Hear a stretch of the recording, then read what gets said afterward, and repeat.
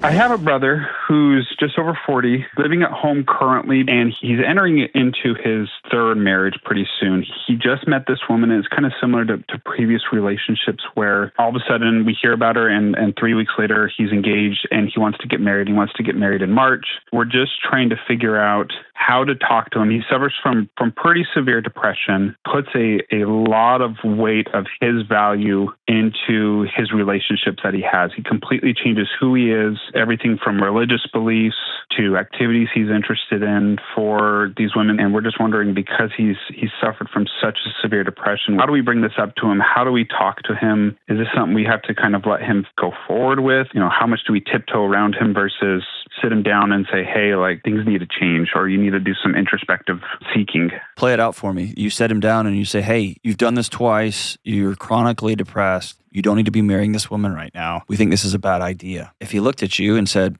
or what? Yeah. What would the response be? Yeah. We'd still be there for him. We'd still support him. We'd still come to his wedding. I guess there's two things here. One, I haven't experienced, and I don't know other people who have experienced things, outside of abuse and physical violence, more heartbreaking than watching an adult family member make choices that we don't like, agree with, and that we know are going to hurt them. And they simply didn't ask for our opinion. The second part is, in my head, the framing is at versus with. Or as my friend Jefferson Fisher says, don't try to win the exchange. Instead, like you said, I'm going to be with you. We're going to come to the wedding. I'm not going to abandon you. I'm not going to walk away or whatever. But I do love you enough to sit with you and say, this doesn't look good, man. I know this can be prohibitive, especially cost prohibitive, time prohibitive, but I always think these conversations are better had in person. They can take place on the phone, of course, but there's something about communicating, here's how important this is to me. I'm going to fly out and look you in the eye.